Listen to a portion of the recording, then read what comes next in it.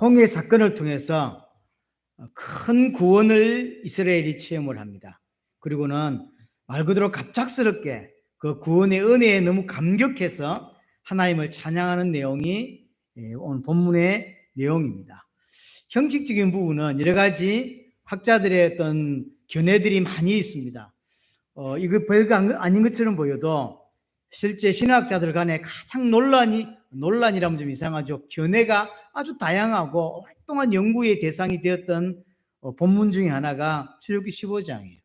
그래서 이게 앞부분은 1절부터 18절까지는 남자들만 부르고 19절부터 21절은 여자들만 부른 건지, 아니면 앞에는 다 부르고 마지막에만 미리암 중심으로 여자들만 부른 것인지, 뭐 이런 여러 가지 견해들이 아주 다양하게 많이 있습니다. 그런 것들은 크게 중요한 게 아니니까, 여하튼 하나님 주신 은혜에 너무 감격해서 하나님을 찬양하고 하나님을 노래하는 그런 장면입니다.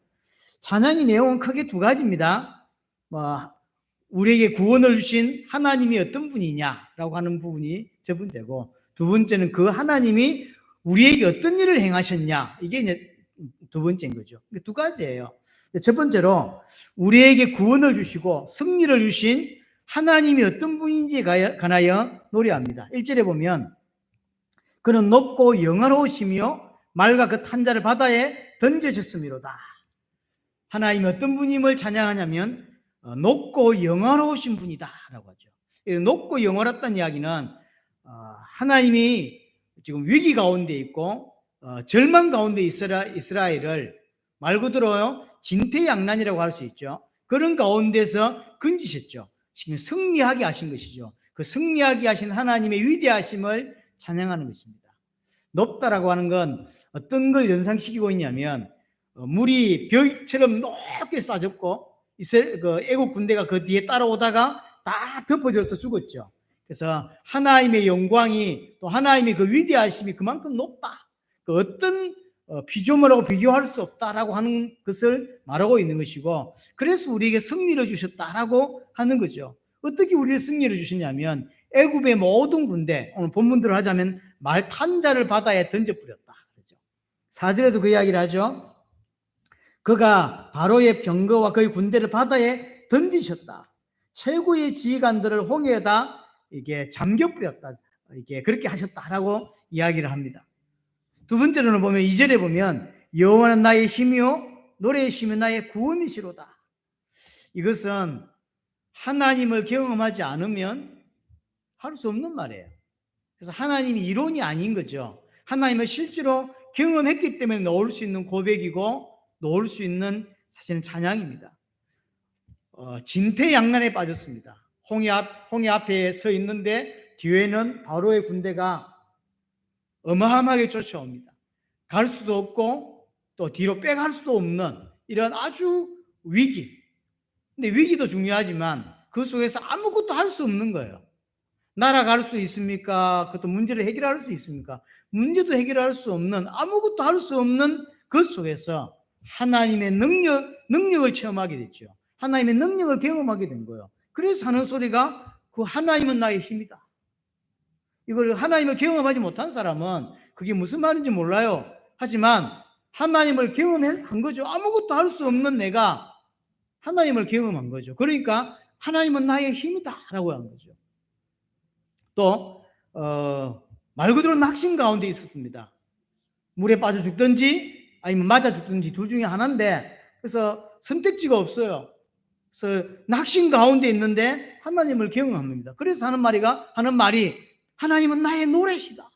그러니까 하나님을 노래하고 하나님을 찬양할 수밖에 없는 거죠. 그런 걸 경험한 거죠. 절망 가운데 있는 곳에서 하나님이 나를 구원하셨습니다. 그 하나님을 체험하게 된 거죠. 그래서 하나님은 내게 어떤 분이냐? 나의 힘이고 나의 노래고 나의 구원이 되신다. 한마디로 능력의 하나님을 지금 찬양하고 있는 모습입니다. 사실 이건 우리에게도 많은 것을 시사합니다. 우리 또한 이런 은혜를 받아야 되죠. 우리 또한 하나님의 이론이 아니라 실제로 경험해야 되고요, 체험해야 됩니다. 분명히 하나님은 지식적으로 배워야 합니다. 하지만 배운 그 하나님은 실제로 내가 아는 하나님이 아닌 거예요. 머리일 수밖에 없는 거죠. 머리에. 하지만 이들이 경험했듯이 우리 또한 인생 가운데서 하나님을 체험하고 경험해 가야 하는 것이죠. 그 하나님이 진짜 나의 하나님이 되는 것이죠. 그럴 때 이런 고백을 할 수 있는 거죠. 그래서 2절에 또 뭐라고 이야기했냐면 그 뒤에 그는 나의 하나님이시다. 그런 분이 나의 하나님이시고 내가 그를 찬송하겠다. 또 내 아버지 하나님이시다. 힘이 되고 능력이 되는 그분이 나의 하나님인데 또 한 가지 그분은 나의 아버지 하나님이래요. 여기서 아버지란 말은 실제로 모세나 그 당시 사람들이 아버지란 말이 아닙니다. 아브라함, 이삭, 야곱을 두고 하는 소리예요. 족장들의 하나님이시다. 언약의 하나님이시다라는 것을 상기시켜 주는 거죠. 이 여호와 하나님이 바로 우리가 그렇게 우리가 뭐랄까요? 대단하게 생각하는 그 아브라함, 그 이삭 이런 분들이 믿었던 하나님이다라는 이야기를 하는 거죠. 바로 이분이 우리를 건져내신 이분이 바로 그 아브라함의 하나님이다 라고 이야기를 하는 거죠. 이 말은 홍해 사건이 우연히 일어난 사건이 아니라는 것을 전제하는 거예요. 무슨 말일까요? 그 아브라함의 하나님은 그들에게 언약하셨고 지금 우리에게 일어난 이 일이 우리는 우연처럼 일어났지만 우연이 아니라 그 언약을 성취시키고 있는 사건이었다는 거죠. 그래서 내 아버지 하나님이시다 라고 하는 거죠. 언약의 하나님이다. 한마디로 3절에 여호와를 뭐라고 묘사하고 있냐면 여호와는 용사시다. 용사. 하나님의 계획을 대적하는 자를 무찌르는 용사. 대적들을 죽음으로 심판하시고 우리에게 승리를 가져다 주신 용사. 나는 아무것도 할 수 없는데 하나님은 자기의 백성을 적들로부터 보호하고 인도하시고 지키시는 용사가 되신다. 그렇게 이야기하는 거죠. 이 너무나 다가오는 말이죠. 너무나 감격스럽게, 너무나 가슴에 딱 부딪히는 말인 거죠. 적들이 앞에 있는데 사실 아무것도 할 수가 없어요. 근데 나의 하나님은 어떤 분이냐면 그들로부터 보호하시고 그들을 무찌르시고 그들을 심판하시고 우리의 승리를 가져다 준 용사시다라고 하는 거죠. 그 이름이 뭐냐? 여호와라는 3절에 그렇죠. 여호와는 용사시니 여호와는 그의 이름이시로다. 나중에 11절에 보시면 11절 한번 보세요. 여호와여 신중에 주와 같은 자가 누가 있습니까? 그래서 이 여호와가 결국 유일한 하나님이시다. 이 땅에 참신 한 분밖에 없는데 그분이 여호와다라고 하는 거죠. 그래서 참 하나님을 찬양하는 모습, 하나님을 노래하고 있는 모습이 오늘 본문의 첫 번째 나오는 부분이에요. 우리는 이 부분을 통해서 찬양에 대한 본질에 대한 생각을 좀 할 필요가 있다고 생각을 합니다. 오늘 본문에서 나온 이 하나님을 찬양하는 데 특징이 뭐냐면 나에 대한 이야기가 하나도 없어요. 이제 나는 어떻게 해야지, 어떻게 살아야지, 뭐 이런 모습, 이런 거 있잖아요. 뭐 결단 이런 게 하나도 안 나오죠. 오직 하나님만 높이고 하나님이 어떤 분인지만을 찬양하고 있어요. 그래서 이제 많은 학자들이 찬양이 어떻게 하는 것이 올바른 찬양이냐라고 할 때 오늘 본문을 많이 예를 듭니다. 그래서 근데 우리가 가지고 있는 찬송가나 이런 것들을 보면 내가 어떻게 하고 내가 무엇을 하고 내가 어떻게 세상을 바꾸고 이런 부분에 생각보다 많은 그런 노래들이 있어요. 근데 그게 오랫동안 해왔던 거기 때문에 자연스럽게 우리의 찬송 안에 들어와 있는. 그래서 제가 이제 찾아보는 것 중에 하나가 574장. 이게 가슴마다 파도친다 우리들의 젊은이 눈동자에 어리운다 우리들의 푸른 꿈.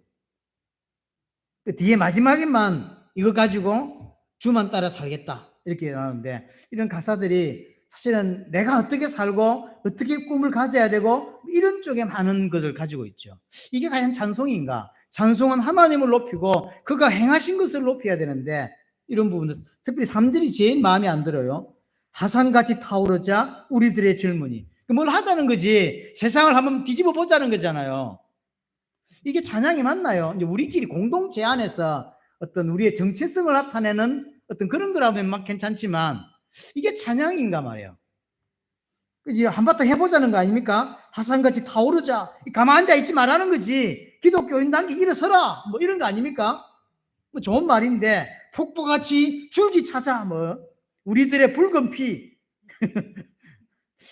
근데 이런 게 잘 이해가 안 돼요. 이게 찬양이 들어올 수 있냔 말이에요. 근데 이런 게 의외로 또 이런 것이 아니라 할지라도 복음적이지 않고 너무나 종교적인 그런 찬양의 가사들도 많이 있습니다. 어떤 찬송가는 우리 안에 있는 찬송가는 실제로 찬송으로 지어지지 않았고 데모가로, 민중가로, 그러니까 아프리카의 어떤 사람들이 데모할 때 이럴 때 했던 노래인데 곡조가 너무 좋은 거예요. 그 곡조를 가져다가 가사만 바꾸어서 들어온 찬송가가 우리에게 있습니다. 그러니까 찬송가를 처음부터 지었던 게 아니에요. 이제 우리나라로 말하면 노동자들이 데모할 때 막 이런 노래인데 실제로는 그게 곡이 너무 좋아서 가사만 넣어가지고 찬송가로 들어온 게 있어요. 근데 이런 걸 이제 다 이야기를 할 수는 없죠. 왜냐하면 그런 거 이제 앞으로 여러분 못 부르거든. 제가 이야기를 하는 순간 474장은 안 불러도 될 것 같아요. 내가 볼 때는 574장 이거는 가사마다 불 안 타도 되고. 그래서 이제 이런 걸 보면서 우리 출애굽기 15장을 보면서 많은 신학자들과 많은 이렇게 믿음의 사람들이 진짜 찬양의 본질이 뭐야 돼야 되느냐? 그건 하나님을 높이고 하나님이 행하신 일을 높이고 이것이 올바른 찬양이 아니냐라고 하는 것이죠. 저는 그래야 된다고 생각을 하고요. 또 하나 좀 짚고 싶은 게 뭐냐면 오늘 본문의 내용은 갑작스럽게 한 찬양이에요. 준비했다고 한 찬양이 아니에요. 1절에 보시면 이때에 그러죠. 이때가 언제입니까? 말 그대로 진퇴의 양론 속에 빠져 있다가 하나님의 은혜로 구원을 받게 되는 그 상황이죠. 그래서 너무 감격하고 너무 놀라운 걸 봤어요. 다 죽게 된 상황에서 건짐을 받았고 그뿐만 아니라 자기를 죽이러 따라왔던 애국 군대가 다 물에 수장되어서 시체가 물에 동동 떠다니는 걸 이제 보게 된 거죠. 이 어마어마한 역사를 보고 너무 감동을 받고 너무 감격해서 부른 찬양이라고요. 근데 이렇게 부른 찬양은 쉽게 말하면 하나님을 깊이 알지 못한 상태에서 부른 찬양은 찬양이긴 합니다. 하지만 오래 못 간다는 거예요. 다음에 보게 될 건데 15장 다다음 주 보게 되겠죠. 15장 우리 22절 마지막 부분에 한번 볼래요? 이제 강약길을 걸어가다가 사흘길쯤 걸어가는데 물이 없어요. 물이 없으니까 이제 난리를 쳐요. 그러니까 이 찬양은 3일밖에 안 간 거죠. 이렇게 난리를 쳐놓고요. 하나님은 뭐 용사시다, 나의 힘이시다, 나의 구원이시다, 나의 노래시다 이러고는 3일쯤 가다 물이 없으니까 또 욕하고 난리를 치죠. 이런 찬양은 오래 못 간다니까요. 여러분들 교회 와서 배운 찬양은 오래 못 갑니다. 그게 입에서 안 나와요. 근데 진짜로 하나님을 깊이 알고 하나님을 체험하고 진짜로 하나님을 아는 자는 일평생 찬양할 수밖에 없는 자로 가는 거죠. 제가 두 가지 이야기를 드리는 거예요. 하나는 찬양의 본질에 있어서 내용이 뭐가 돼야 올바른 거냐라는 것이고, 또 하나는 찬양을 단순히 어떤 응답 때문에, 내가 받은 응답 때문에, 내가 엄청난 병에 걸렸었는데 치유를 받아서 그래서 할 수 있는 찬양은 길게 못 간다는 거예요. 하나님 진짜 원하시는 건 뭐냐면 일평생을 두고 내 안에서 끊이지 않는 하나님을 높이고 하나님을 찬양할 수 있는 자가 되는 게 참 중요한 거예요. 그러려면 하나님을 알아야 돼요. 하나님을 알지 못하면 어떤 경험 때문에 또는 어떤 응답 때문에 하나님을 찬양할 수 있어요. 그건 3일도 안 간다니까요. 그렇죠? 3일 안 가요. 여러분은 일평생 여러분 입술에서 찬양이 끊이지 않고 찬양할 수밖에 없고 그런 자가 되어야 되는 거죠. 이 은혜가 여러분들이 있게 되기를 바랍니다. 자, 두 번째 찬양의 내용이 뭐냐면 하나님이 행하신 일을 높이고 있고 노래하고 있습니다. 뭘 행하셨냐? 우리 1절에 보시면 애국 군사를 다 죽였죠. 그러니까 한마디로 오늘 본문에서 하나님을 높이고 두 번째 하나님이 행하신 일을 노래하고 있는데 그 노래의 핵심은 뭐냐면 애국 군대를 다 죽였다는 게 핵심인 거예요. 1절에 말과 그 말 탄자를 던졌고 4절에 바로의 병거와 그의 군대를 바다에 던졌죠. 최고의 지휘관들을 홍해에다가 던져서 다 수장을 시켜 버렸다라고 하는 내용인 거죠. 참 아이러니하죠. 하나님께서 주신 은혜에 감사하고 감격하고 감탄하면서 하나님을 높이고 찬양하는 내용이 대적을 죽이는 내용인 거죠. 원수를 멸하시는 내용이 대부분이에요. 내게 은혜를 주셨다라고 하는 어떤 부분보다는 내 원수를 멸하셨다, 내 원수를 짓밟았다, 이런 것에 찬양의 내용이 더 많아요. 우리가 생각할 때 내가 이런 응답을 받았고 내가 하나님께서 내게 이렇게 해주셨고 이래서 하나님께 감사하고 찬양하는 게 아니라 오늘 본문에서 내용을 보면 하나님이 나의 모든 대적들과 원수들을 멸하신 것에 대하여 노래하고 있다는 거죠. 그래서 5절에도 보면 깊은 물이 그들을 덮으니 그들이 돌처럼 기쁨 속에 가라앉았다. 그래서 원수들은 물속에다 수장을 시켜버린 거죠. 10절에도 똑같은 이야기를 합니다. 주께서 바람을 일으키심에 바다가 그들을 덮으니 그들이 겉새물에 납같이 잠겼다. 너무 다가오죠. 납같이 그냥 푹 가라앉은 거예요. 그 이야기인 거죠. 그래서 7절에도요. 주의 오른손이 원수를 부셨다라고 이야기를 하죠. 주께서 주의 큰 위엄으로 주를 거스르는 자를 엎으시나이다. 주께서 진노를 발하시니 그 진노가 그들을 지푸르기 같이 사르나이다. 하나님이 원수를 부셔버렸고 하나님께서 원수에게 진노하셨다라고 하는 하나님의 적들을 심판하신 내용이 찬양의 내용이라는 거죠. 근데 뭘 여기서 하나 더 기억해야 되냐면 하나님이 모세에게 홍해 사건을 통해서 내가 영광을 얻게 될 거다라고 얘기했죠. 홍해 사건을 통해서 영광을 얻게 된다고 우리 14장에서 3번이나 봤습니다. 그리고 홍해 사건의 결과가 어떻게 되는 거냐면 하나님이 어떤 분이신지를 알게 되는 거예요. 그가 창조자 하나님이고 그가 이 땅의 유일하신 신이시고 하나님이라는 사실을 사람들이 알게 되는 거죠. 자신들에게는 승리를 가져다 주시는 왕이시고 하나님이시고 절망과 위기 가운데서 건져주시는, 그래서 노래할 수밖에 없는 분이라는 거죠. 용사였죠. 모든 대적을 멸하시는. 그래서 이 홍해 사건을 통해서 온 열방이 하나님의 영광을 드러내게 되는, 하나님의 영광을 드러낸다는 건 딴 게 아니라 여호와가 하나님이시다, 여호와만이 하나님이다라는 사실을 깨닫게 되는 것이죠. 나중에 여러분들 14절 보세요. 여러 나라가 듣고 떨며 블레셋 주민이 두려움에 잡히며. 당장 일어난 사건은 아닙니다. 결국 이 사건, 홍해 사건이 나중에 계속 소문이 번지게 돼요. 그리고 이스라엘 백성이 이제 가나안 들어갈 때 벌써 가나안에서 그걸 알고 있는 거죠. 물론 그게 수십 년 전 이야기입니다. 수십 년 전 이야기지만 이 이스라엘 백성이 애굽을 어떻게 빠져나왔고 그 다음에 홍해를 어떻게 건넜는지 소문이 쫙 났어요. 소문은 조금 더 크게 납니다. 항상. 그죠? 소문은 작게 나지 않고 크게 나요. 남녀가 데이트를 한번 해보세요. 결혼 날짜 잡았다 이렇게 나죠. 그게 항상 크게 나. 그래서 지금 홍해 사건 자체만 해도 엄청난 거, 이게 다 묘사할 수가 없어요. 하지만 어느 정도 이게 소문이 크게 났냐면 주변의 사람들이 다 들었대요. 블레셋, 이스라엘 민족이 있으면, 땅이 있으면 그 옆에 지중해 길다랗게 있는 그 민족이 하나, 그게 블레셋이에요. 그 블레셋이라는 나라는 여러 어떤 민족이 합쳐진 나라예요. 블레셋. 지금 아마 가자 지구가 그쪽이 것 같은데 잘 모르겠습니다만은 제가 확인 안 해봤는데요. 블레셋, 이 블레셋에서 나온 단어가 팔레스타인이라는 단어예요. 지금 저쪽 지방을 팔레스타인이라고 하죠. 그 팔레스타인 단어가 블레셋에서 나온 단어입니다. 글자가 비슷합니다. 원래가. 여하튼 이 블레셋이 듣고 뜬다고 이야기합니다. 블레셋 주민이 두려움에 잡히며. 왜 두려움에 잡힐까요? 애굽을 완전히 쑥대밭을 만들고 나왔고 다 홍해에다 다 빠져 죽여버렸대요. 그게 뭐 어마어마한 무시무시한 민족이라고 이해하는 거죠. 그래서 두려움에 떨고 있는 거죠. 그들이 오면 큰일 난다, 이런 느낌으로. 15절에 에돔 두령이 놀라고 모압 영웅이 떨림에 잡힘에 가나안 주민이 다 낙담하였다. 이 소문이 났다는 이야기예요.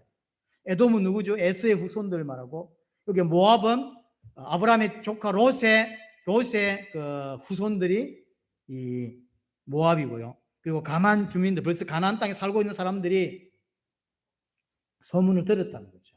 그래서 전 세계는 아니지만 꽤 많은, 지금 성경은 요거밖에 기록하고 있지 않지만 주변에 꽤 많은 나라들이 하나님께서 이스라엘에게 어떤 일을 행하셨는지를 다 소문 듣고 알게 된 거예요. 하나님의 영광을 드러나게 된 거죠. 이스라엘이 믿는 여호와가 참 하나님이다. 이스라엘이 믿는 하나님이 진짜 하나님이다라고 하는 사실을 알게 된 것이죠. 그래서 하나님의 영광이 가장 명확하게 언제 드러나냐라고 할 때 대적들이 심판받을 때입니다. 대적들이 심판받을 때. 자, 그럼 하나님의 영광이 온 우주에 가장 명확하게 완전하게 드러날 때가 언제냐라고 할 때 그게 주의 재림 때인 거죠. 전 세계 모든 사람에게 하나님이 살아계셨구나, 하나님이 계시구나, 여호와만이 하나님이구나 알게 되는 사건, 그게 주의 재림입니다. 그래서 지옥에 먼저 간 자도, 앞으로 가야 될 자도, 천국의 새하늘의 새 땅에 들어갈 자도 전부 다 깨닫게 됩니다. 그때는 기독교인만 깨닫는 게 아닙니다. 모든 불신자들이 다 진짜였구나 깨닫게 되는 거죠. 그래서 하나님의 영광이 드러나게 되는 것입니다. 자, 오늘 15장 전체를 통해서 홍해를 걷는 자들이 부르는 노래를 통해서 우리에게 주시는 메시지가 따로 있습니다.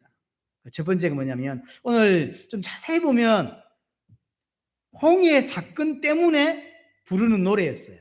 너무 감격해서. 하지만 오늘 내용을 자세히 보면 홍해 사건만을 노래하고 있지 않다는 거죠.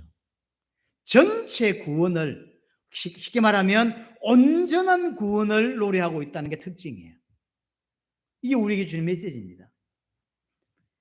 자, 15장 1절에 보면 이때에 그랬죠. 이때는 지금 현재입니다. 홍해 사건 때문에 지금 이 노래를 부르고 있다라고 하죠. 2절에 보면 나의 하나님, 그러면서 아버지 하나님이라고 이야기하죠.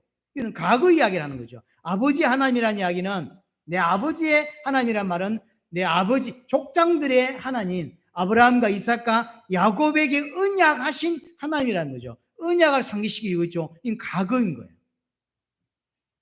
그럼 그 언약의 내용이 뭐였습니까? 하나님께서 아브라함에게, 이삭에게, 야곱에게 주셨던 언약이 뭐냐는 거죠. 가나안 땅을 너희 후손들에게 주겠다는 거예요. 이게 언약의 내용이죠. 그래서 지금 우리를 어디로 데려가고 있냐면 그것을 성취되도록 우리를 지금 가나안 땅으로 데려가고 있는 거예요, 사실. 과거 이야기를 하고 있는 것이고요. 조금 더 깊이 이야기하자면 5절과 8절을 보시면, 5절에 보면 깊은 물이 그들을 덮었고, 8절에도 주의 콧김에 물이 쌓이되 파도가 언덕같이 일어나고 큰 물이 바다 가운데 엉켰다. 여기에 깊은 물 5절, 8절에 큰 물이 같은 단어입니다. 같은 단어지만 이렇게 번역을 했어요. 이 단어가 어디에 나오는다냐면 창세기 1장 2절에 혼돈과 공허가 있고 흑암이 어디에 있죠? 깊음이 있다 그러죠. 이 깊음이 5단어입니다. 깊음인데 여기는 이렇게 큰 물이라고 쓰고 또는 깊은 물이라고 쓰는 거예요. 이 깊은 물은 홍해를 말하는 거예요, 1차적으로는. 하지만 여기서 말하는 깊음이란 말은 뭘 전제해 두고 있는 거냐면 창조 때를 전제하는 거죠. 그래서 이걸 우주해 또는 심해라고 하는 거예요. 사람들이 청량할 수 없는 깊은 바다가 있어요. 이런 것들을 지옥하고 연결시켜서 이야기를 하는 거예요. 깊은 바다가 있는데 창조가 뭐냐면 그 깊은 물을 하나님이 처리하시고 무틀 드러나게 하시고 인간을 창조하시죠. 이게 홍해 사건이라고 그랬죠. 나중에 요단 사건도 똑같은 사건입니다. 물을 처리하시고 묻이 드러나게 하시고 그 길로 하나님이 인도하시는, 이게 구원이거든요. 똑같이 반복되고 있는 사건이에요. 그래서 결국 이 이야기는 뭔 이야기냐면 창세기 1장까지 거슬러 가는 거죠. 태초까지, 창세 전까지.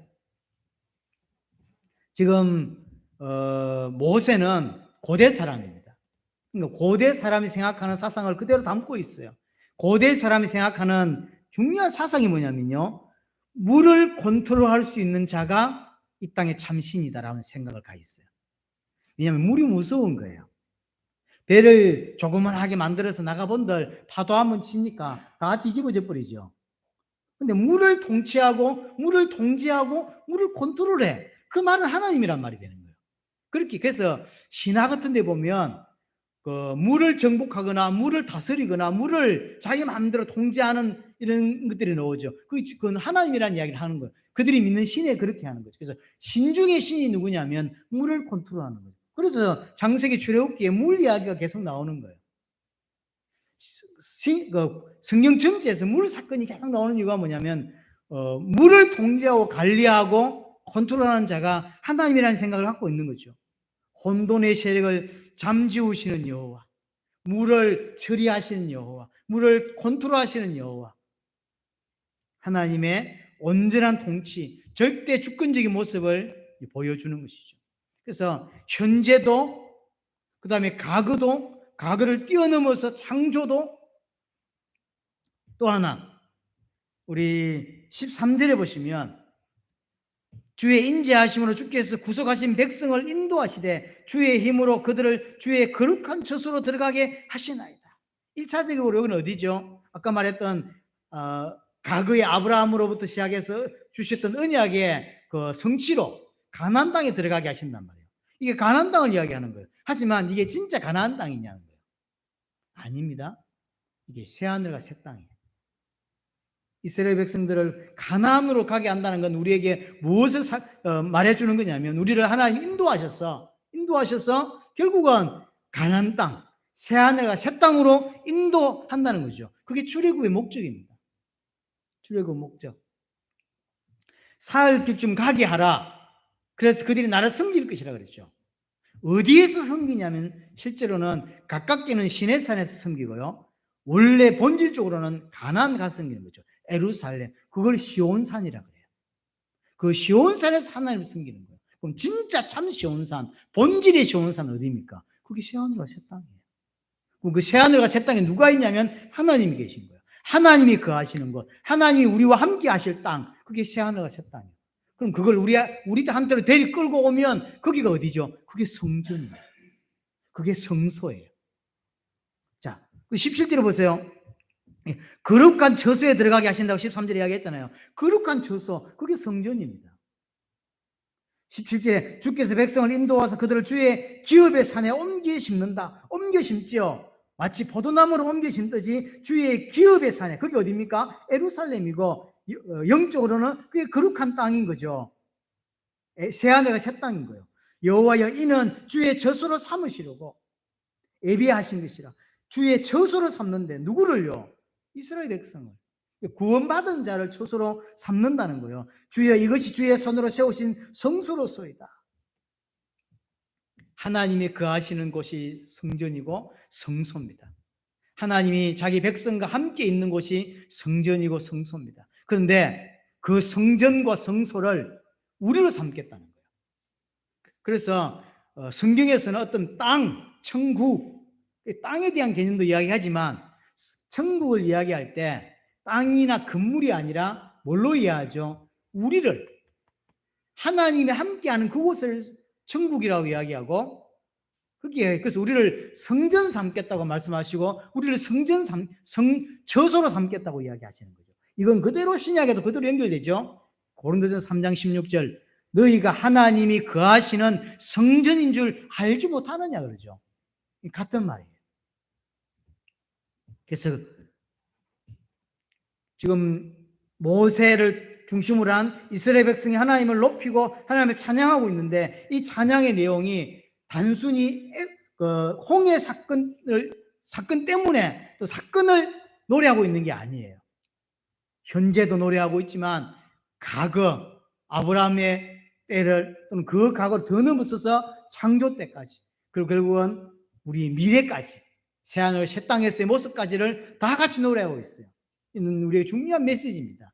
구원의 완성을, 온전한 구원을 노래하고 있다는 거죠. 이게 출애굽기 15장의 노래의 모습입니다. 과거로부터 시작해서 현재 그리고 우리의 미래, 구원이 완성될 때까지를 다 노래하고 있다는 거죠. 이 구원이 그리스도 안에서 우리에게 완성이 됐어요. 완성이. 이리 생각해 보세요. 자, 죄가 있습니다. 죄를 예수님이 십자가를 통해서 해결하셨어요.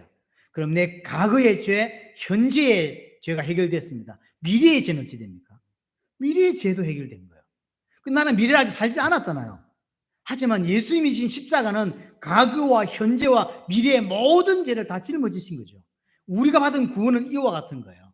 우리가 받은 구원은 과거에, 현재에, 앞으로 가야 될 새하늘 새 땅까지를 다 통틀어서 받은 구원이 지금 내가 받은 구원이라는 거예요.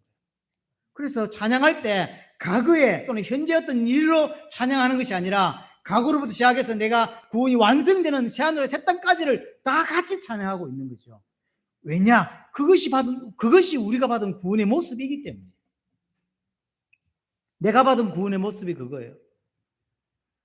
창세 전에 예정되었고 하나님의 정확한 때에 내가 구원을 받았고 현재 하나님이 그 구원을 이루어 가시고 있고 인도해 가시고 있고 나의 미래는 그 구원이 완성되겠죠. 생각 새 땅에서. 근데 그게 하나님 보실 때는 하나라는 거예요. 우리가 볼 때는 과거, 현재, 미래지만 하나님 보실 때는 이게 하나입니다.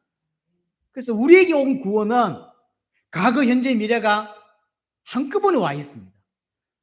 오늘 구원 받았지만 내가 지금 잘못하면 구원이 취소되는 그런 게 아니라니까요. 내 죄가 십자가에서 과거의 죄 끝났고 현재의 죄 끝났는데 내가 지금 행동을 잘못하면 미래의 죄는 하나님이 해결해 주지 않는 그런 모습이 아닌 거예요. 과거, 현재, 미래가 다 끝난 완전한 온전한 완성된 구원을 우리에게 허락하신 것이죠. 이게 왜 중요하냐면 이 눈을 내가 가졌다면 홍해 앞에서 애국 군대를 보고 두려워 떨지 않게 되는 거예요.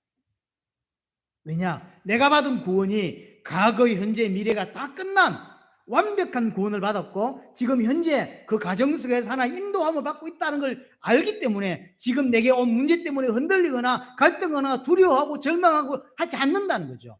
왜 절망하고 두려워하냐면 내 구원이 완전함을 모르기 때문인 거예요. 그래서 출애굽기 15장의 이 노래는 굉장히 중요한 의미가 있는 거예요. 여러분 앞에 여러 가지 사건이 문제가 들어닥칠 것입니다. 하지만 내가 받은 구원은 어떤 거냐면 과거로부터 온전한 미래까지 전부 다 완성된 구원을 내가 받았어요.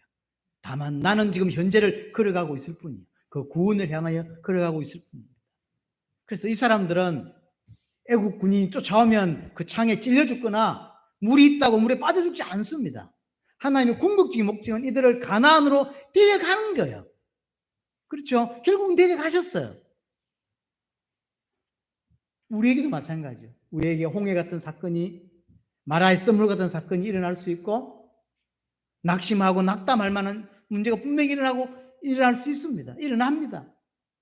그렇다고 내 구원이 취소되거나 하나님의 언약이 없어지거나 내가 그 물에 빠져 죽거나 이스라엘 백성이 홍해에 빠져 죽냐? 안 죽습니다. 마라의 썰물 때문에 그러면 물이 없어서 말라 죽냐? 안 죽어요. 그걸 보여주는 거예요. 우리의 구원은 완전할 뿐만 아니라 지금도 하나님은 그것을 우리를 인도하고 계시다고 하는 것이죠. 영원히 그분이 우리와 함께하고 있는 것입니다. 자, 또 하나, 두 번째, 하나님은 오늘 본문을 통해서 우리에게 절대로 잊지 않기를 원하는 게 있습니다. 이스라엘 백성들에게 하나님 잊지 않기를 원하는 거, 그게 뭐냐면 애굽이라고 하는 나라는 하나님의 원수를 상징하는 나라입니다. 이것은 애굽이 그 민족적 애굽 말고요. 우리가 애굽이다라고 할 때 그 애굽은 민족적 애굽이 아니라 하나님의 원수를 대표하는 상징적인 애굽이고, 그죠? 대적을 의미할 때 애굽이다라고 말하는 거예요. 그래서 원수이기 때문에 하나님이 그들을 바다에 던지셨고 엎으셨고 진노하셨습니다. 하지만 이스라엘은 금방 그 애굽을 잊어버려요. 출애굽에 나오자마자 잊어버리죠. 출애굽 14장에 보여주잖아요. 우리가 애굽 사람을 섬기겠다라고 하죠.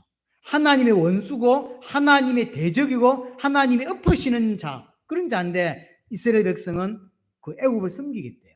그 애굽을 자꾸 잊어버려요. 대적으로 생각 안 한 거죠. 광야 생활 가운데서 나중에 보세요. 계속 애굽을 동경합니다. 애굽을 동경하죠. 그게 이스라엘이 진짜 중요한 걸 모르고 잊어버리는 거죠. 애굽은 여호와를 대적하는 상징인데, 그건 그 애굽을 동경하고 그 애굽을 따라가려고 그러고 나온 지 수십 년이 지났음에도 여전히 애굽으로 돌아가자고 하는 거죠. 그래서 아까 했듯이 출애굽기 15장은 이 구원에 대해 감격하고 감사하는 3일밖에 안 가는 거예요. 자, 그럼 이것이 이 시대 우리에게 주시는 메시지는 뭐냐는 거죠. 지금도 하나님 우리에게 잊지 말라고 하는 거예요. 하나님을 대적하는 게 뭐냐? 그게 애굽이라고 그랬습니다. 그럼 지금 우리에게는 뭘까요? 그 애굽이 바로 세상입니다. 세상의 생각, 세상의 기준, 세상의 어떤 사상, 이 땅 살아가는 가치관 있잖아요. 그게 애굽입니다. 그것이 그 애굽 사상이, 애굽의 생각들이, 이 땅의 가치관들이 하나님의 원수의 자리에 있다는 걸 기억하셔야 돼요. 세상은 하나님과 원수라고 이야기하고 하나님의 대적이라고 이야기하고 그렇죠. 그 사상이 그대로 지금 세상에 그대로 있잖아요. 여러분 기억해야 합니다. 우리는 세상에서 사는 사람이지 세상을 따라가고 세상의 풍습이나 세상의 조건에 맞춰 사는 사람들이 아니라는 걸 아셔야 돼요. 하나님이 악하다라고 이야기할 때 그 악함이 단순히 윤리 도덕적인 악함만을 포함하고 있지 않습니다. 예를 들어 봅니다. 악함이라는 게 뭐냐면 하나님을 알지 못하고 하나님 아닌 다른 것을 의지하고 붙잡는 걸 하나님은 그걸 악함이라고 이야기하는 거예요. 자, 창세기 6장에서 뭐라고 이야기하냐면 세상의 죄악이 사람의 죄악이 세상에 간영했고 사람이 생각하는 모든 교육이 항상 악하다 그랬죠. 그러니까 엄청난 죄악이 막 이렇게 생각하잖아요. 하지만 그때 우리 창세기 이야기할 때 이야기했습니다. 이 창세기에서 말하는 세상의 사람들의 죄악이 세상에 간영하고 하나님이 사람 지으셨음을 한탄할 만큼 이게 죄악이 간영했다고 하는 이 죄악이 정말로 막 온 세상이 막 총으로 사람을 죽이고 마약하고 타락하는 모습이냐는 거예요. 아닙니다. 이 이야기를 예수님이 하셨죠. 누가복음 17장에 보면 예수님이 인용하시는데 마지막 때가 되면 이 죄악의 때가 되면 노아의 때와 똑같다라고 하면서 이야기하죠. 그럼 노아의 때 그 죄악의 때가 어떤 때냐면 먹고 마시고 장가가고 시집가고 집 사고 팔고 이걸 말해요. 먹고 마시고 우리 오늘 끝나고 삼겹살 구워 먹을 건데 먹고 마시고 뭐 이게 뭐 죄악입니까? 이게 죄입니까? 라고 할 수 있잖아요. 집 사고 팔고 이 뭐 말이죠? 그걸 보고 엄청난 타락이라고 이야기하는 거 이게 죄악이라고 말하고 있어요. 예수님은.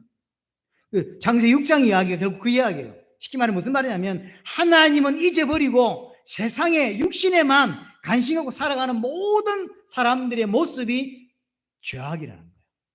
하나님은 몰라. 하나님의 관심 없어. 하나님은 잊어버렸어. 잊어버리고 시집가고 장가가고 집 사고 팔고 이게 죄악이에요. 그게 마지막 시대의 타락이에요. 그러면 마지막 주의 재림이 다가올 때 세상은 어떻게 되냐면 죄악이 간영했다는데 그 죄악의 간영이 당연히 뭐 마약 많아질 것이고 살인 많아질 것이고 많아지겠죠. 당연한 것입니다. 하지만 진짜 하나님 보시는 악함은 뭐냐면 그게 아니에요. 기독교인들을 포함한 대부분의 사람들이 땅에 하나님 잊어버리고 하나님 생각하지 않고 육신에 빠져 사는 거. 열심히 공부하고 열심히 모범 생활을 살고 열심히 돈 벌고 그게 하나님 보실 때는 악함이란 말이에요. 그게 죄악입니다. 창세기에서 말하는 그거예요. 아브라함의 조카 롯이 소돔 고모로로 갔죠. 결국 하나님이 불로 심판을 해버립니다. 그럼 소돔 고모라의 죄악이 뭐였을까요? 정말로 우리가 생각하는 그런 죄악일까요? 아니에요. 이거예요. 하나님 잊어버리고 세상에 빠져서 세상 기준대로 살아가는 그게 죄악이. 그래서 하나님이 심판해버립니다. 생각하셔야 됩니다. 우리가 생각하는 죄악이 관영하는 게 아닙니다.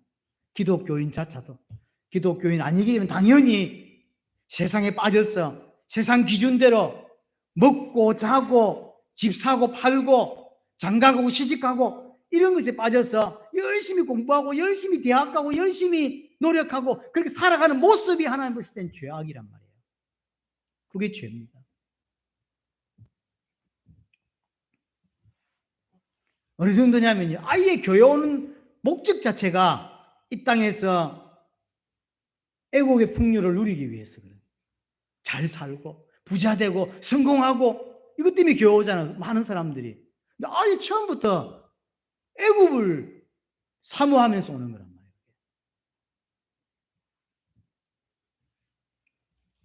말이에요. 그 애굽이, 그 원수 애굽이, 그 원수 바로가 내 안에 있어요. 내 삶 가운데 있는 것입니다. 하나님은 지금부터 우리에게 어떤 일을 행하시냐면 계속 은혜를 베푸시고 사건을 베푸시면서 내 안에 있는 바로와 내 안에 있는 애굽을 계속 홍해에다가 몰살시키는 작업을 하시는 거예요. 끄집어내어서 던져버리고 끄집어내어서 낙같이 잠기게 만드는 거죠. 그때서 할 수 있는 게 찬양입니다. 하나님을 찬양하게 되는 것이죠. 그 하나님을 찬양하는 백성을 하나님이 인도하시고 거룩한 하나님의 처소로 데려가시죠. 그게 하나님의 언약이고 그걸 좀 성취해 가고 있는 것이죠. 18절에 여호와께서 영원 무궁하도록 다스리신다라고 하죠. 이렇게 하나님을 찬양하는, 진짜 찬양하는 자는 하나님께서 영원 무궁하도록 다스림을 받는 백성으로 우리를 만들어 가고 있는 게 지금 시간표입니다. 그래서 구원을 노래하고 있는데 어떤 구원을 노래하고 있는지를 잘 보셔야 되고, 두 번째, 오늘 메시지를 통해서 하나님께서 잊지 말라고 하는 것이 무엇인지를 기억해야 되고요. 마지막, 오늘 본문도 결국은 예표입니다. 우리가 새하늘과 새 땅에서 진짜 하게 될 찬양에 대한 예표인 거죠. 자, 계시록 14장을 한번 가보겠습니다.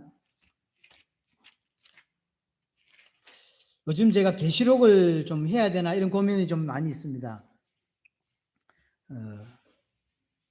내년에 계시록을 좀 할까 이런 생각을 좀 하고 있는데요. 계시록 14장 보세요.